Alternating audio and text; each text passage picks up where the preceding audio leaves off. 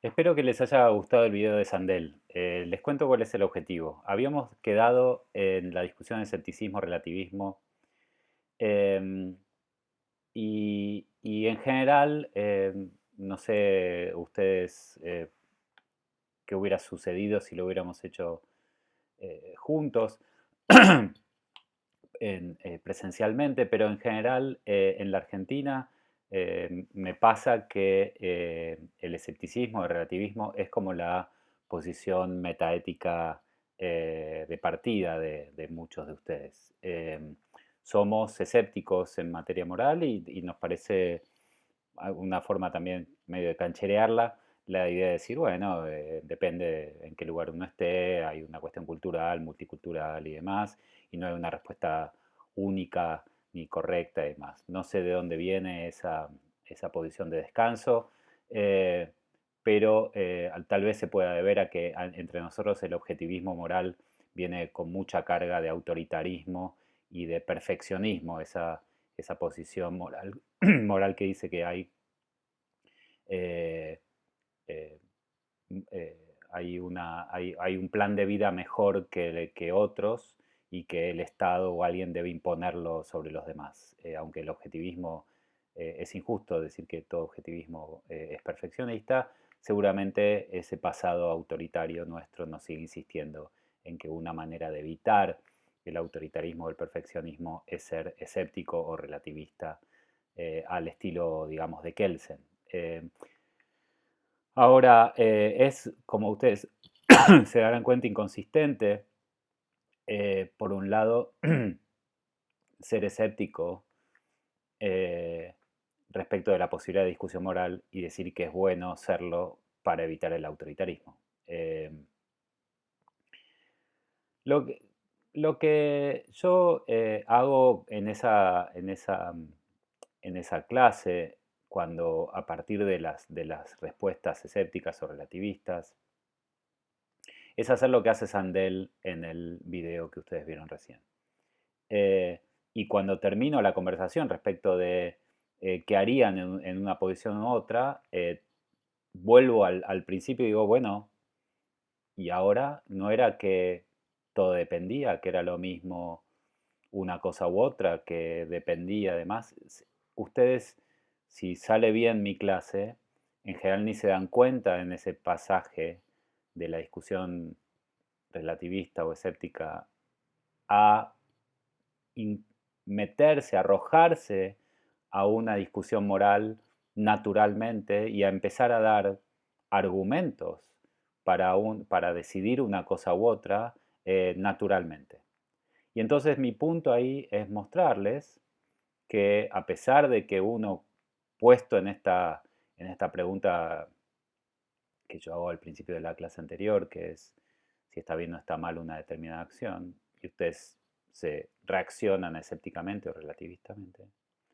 Cuando están puestos frente a un dilema moral, empiezan a argumentar. Y los argumentos son argumentos que todos entendemos, vemos que hay argumentos mejores que otros, vemos que hay argumentos que dependen de ciertas cuestiones de hecho, como algunas veces respecto de lo que estamos dispuestos a pensar que son las consecuencias de esos actos, o hay veces que simplemente tenemos algunas posiciones como obvias respecto de la dignidad de la autonomía o de la voluntad personal en cierta toma de decisiones. Ahora, cuando se termina este ejercicio, entonces uno vuelve a, como no era que éramos escépticos o relativistas. Entonces, qué es esta práctica de deliberar moralmente?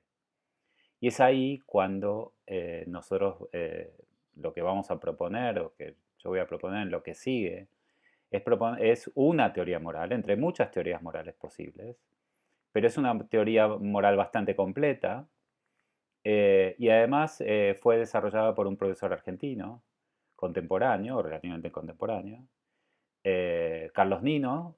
Carlos Nino murió en 1993. Pero el punto es que es una teoría que tiene muchas aristas o muchos aspectos que fue pensada para problemas, sobre todo de la transición democrática de nuestro país. Y es una teoría bastante completa porque asume una determinada posición a nivel metaético, de esa posición metaética eh, eh, desarrolla ciertos principios morales de nivel de ética normativa, luego con esas justificaciones eh, baja, digamos, a la política y justifica de una determinada manera la democracia constitucional, y a nosotros nos va a venir bien un paso, bueno, Nino dio justificaciones para cierto rol de la justicia, de jueces y juezas en una democracia constitucional, y nosotros lo que vamos a hacer es dar un paso más que Nino no dio, pero que espero que sea consistente con esta teoría respecto del rol de los abogados y abogadas en este sistema que planteamos. Así que así nos vamos a ir acercando desde una discusión ética a finalmente el punto de la ética profesional. La propuesta de la teoría de Nino es una a nivel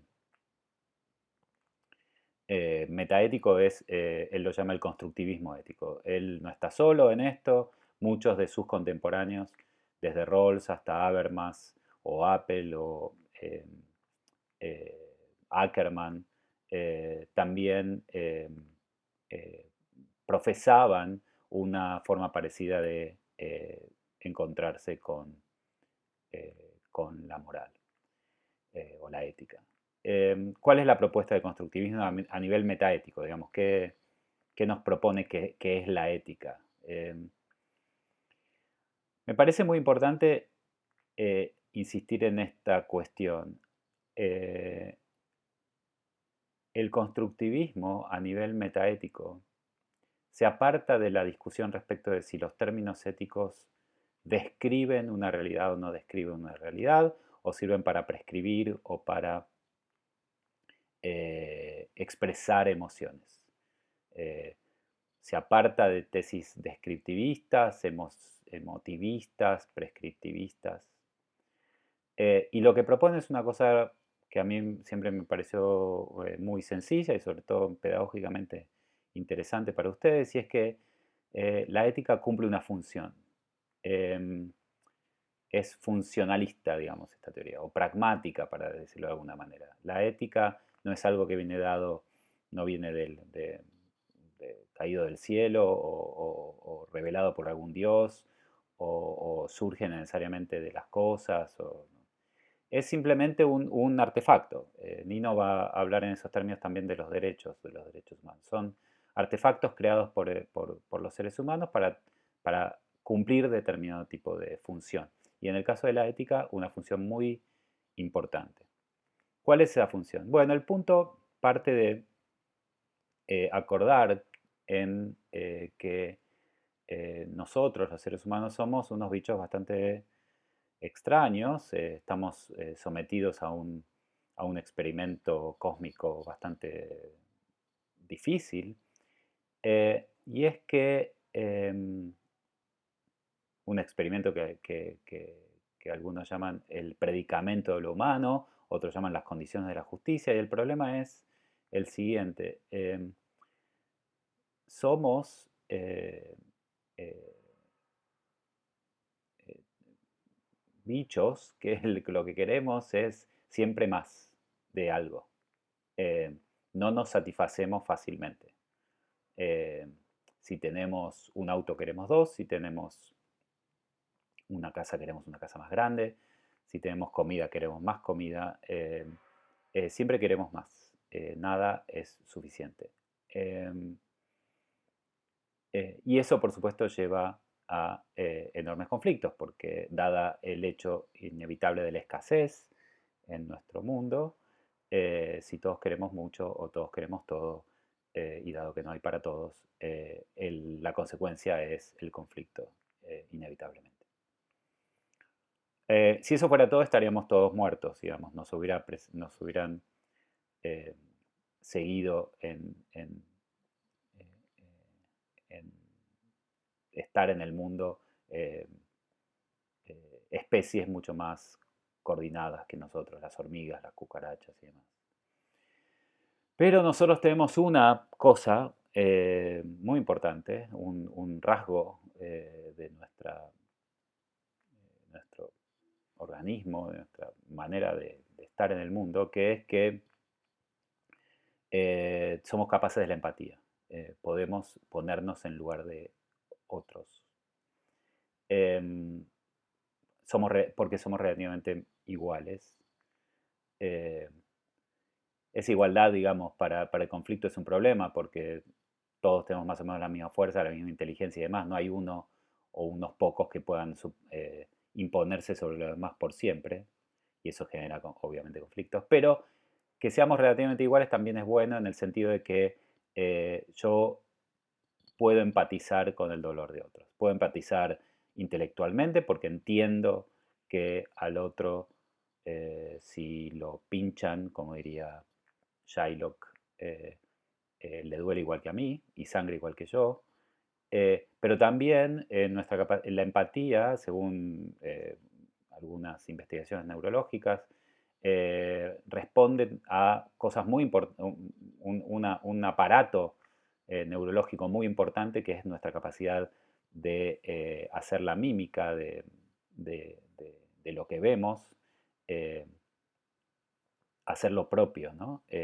A lo que vemos. Eh, si yo eh, veo en una película, por ejemplo, que a alguien le corta una mano, me duele o me molesta corporalmente y tengo esa capacidad de empatía. Digo que es muy importante esta mímica porque es así como aprendemos a caminar, por ejemplo. Vemos a otros haciendo cosas parecidas y luego intentamos hacer la mímica de eso, aun cuando no sepamos ni siquiera hablar ni entendamos ningún lenguaje, podemos aprender cosas por este mecanismo. Entonces, si yo puedo ponerme en el lugar de otros, puedo entender lo que el otro quiere cuando quiere algo mío, por ejemplo, si quiere mi auto o si quiere mi casa, puedo entender qué es lo que quiere y entonces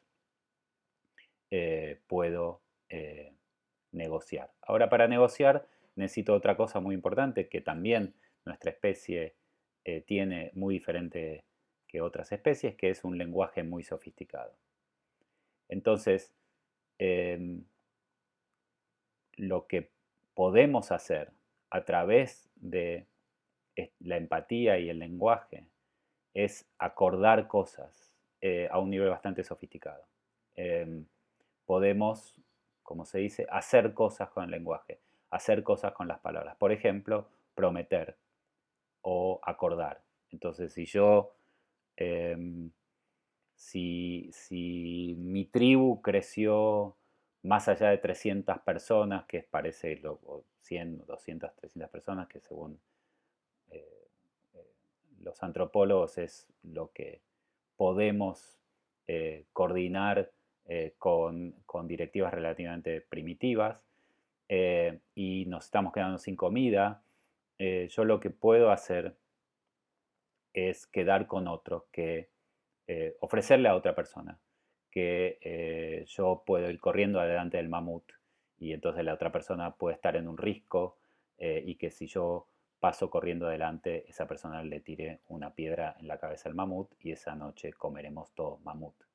Si yo hago esta oferta y la otra persona me dice que sí, lo que acabamos de generar es una cosa muy importante y es un contrato, un acuerdo. Y se hizo solamente por palabras y por mi capacidad empática de saber que la otra persona efectivamente puede entenderme, puede estar en el lugar en que promete que va a estar y hacer lo que promete que va a hacer. Eh, Según Harari, esta capacidad enorme es la que hizo que nuestra especie se adueñara básicamente del planeta.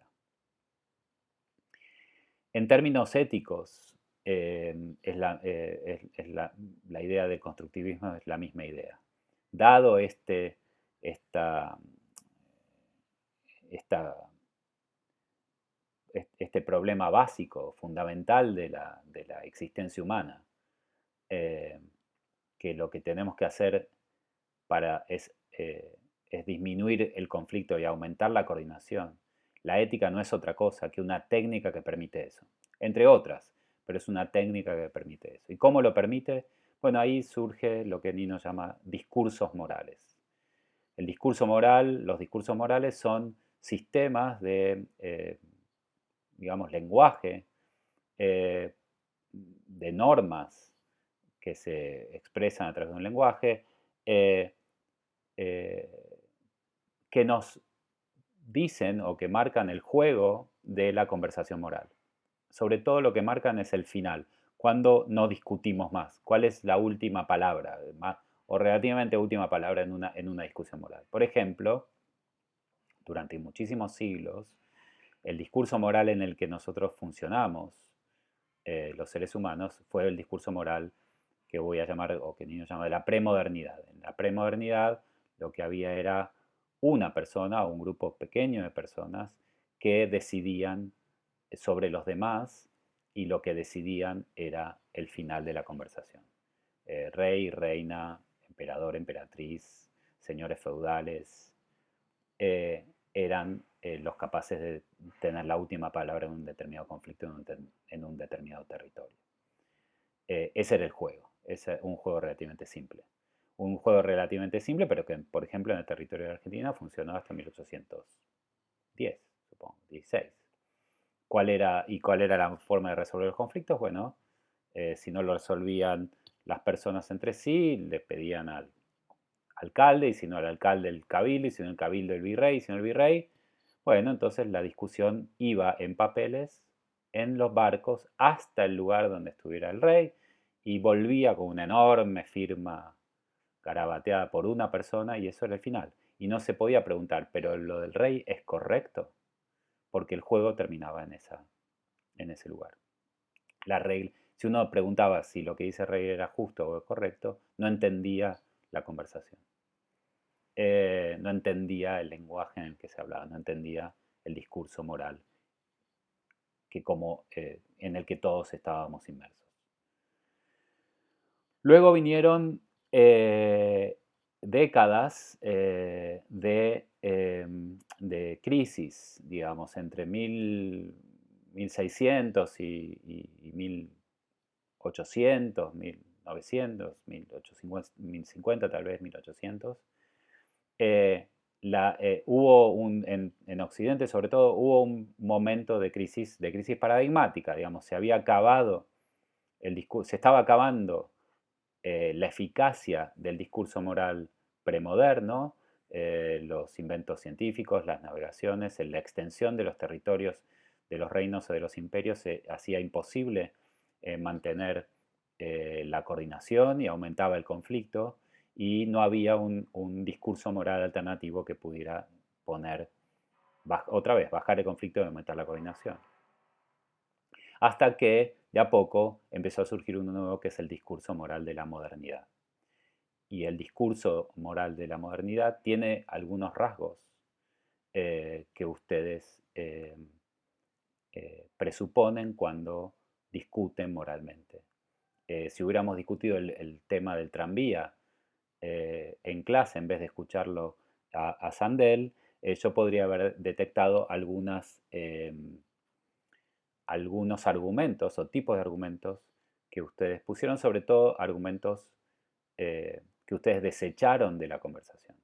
Por ejemplo, si yo converso con alguien respecto de una decisión valorativa que tengamos que tomar, si está bien que hagamos algo o no lo hagamos, hay determinados argumentos que no podemos dar.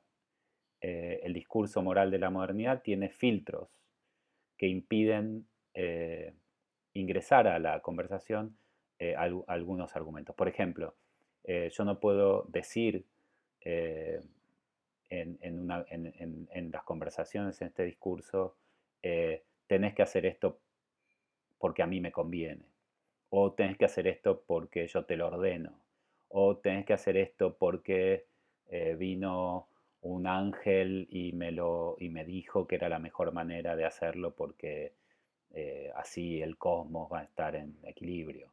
O, eh, o está bien que lo hagas y está mal que lo hagas. Digamos, hay filtros de cosas que no se pueden decir. Características estructurales del discurso moral en la modernidad que son, por ejemplo, la universalizabilidad del argumento, eh, de los juicios, en el sentido de que si está mal, si yo creo que algo está mal también para mí, tengo que estar dispuesto a universalizarlo. Los principios de la lógica, los principios de no contradicción, por ejemplo, el principio de no contradicción. La idea de que los juicios tienen que ser generales, no tienen que tener nombres propios, que si están basados en determinado hecho, las evidencias respecto de esos hechos tienen que ser evidencias que podamos compartir y aceptar entre todos, no que yo soñé con un ángel y que no puedo ni probarlo ni saber de qué. Es que he excluido entonces el argumento de autoridad, por ejemplo, eh, dado que el hecho de que alguien haya dicho algo no se sigue que ese alguien debe ser eh, obedecido, cosa que muestra el paso de la premodernidad a la modernidad. La premodernidad. El juego de la premodernidad estaba basado en la idea del principio de autoridad. Había soberanos y súbditos y el hecho de que la autoridad diga algo era el final, era una razón para terminar una conversación. En la modernidad eso es tal vez definitorio de la modernidad, eso se termina. ¿Cuál es el argumento ganador? Bueno, no hay recetas para argumento ganador. Lo que hay es eh, estos rasgos por los cuales ciertos argumentos no pueden entrar. Podemos detectar los malos argumentos, pero no hay argumentos ganadores de por sí. Lo que hay es una conversación en la cual dentro de estos límites las personas conversan y finalmente un argumento, un grupo de argumentos persuade más que otro. Y en el momento en que persuade más que otro este grupo de argumentos, la conversación para ahí en la medida en que no haya mejores razones para continuar.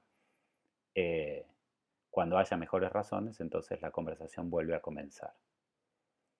Eh, esto, este particular juego que es el discurso moral de la modernidad va a generar, o para quienes proponen esta teoría, eh, nos quieren mostrar o nos muestran que está supuesto en este juego determinados principios que si no los aceptamos no estaríamos jugando al mismo juego. Hay movidas que no se pueden hacer y movidas que sí se pueden hacer y tal vez entendiendo cómo es el juego, uno puede identificar los principios que subyacen a este juego. Y eso es lo que vamos a ver la próxima clase.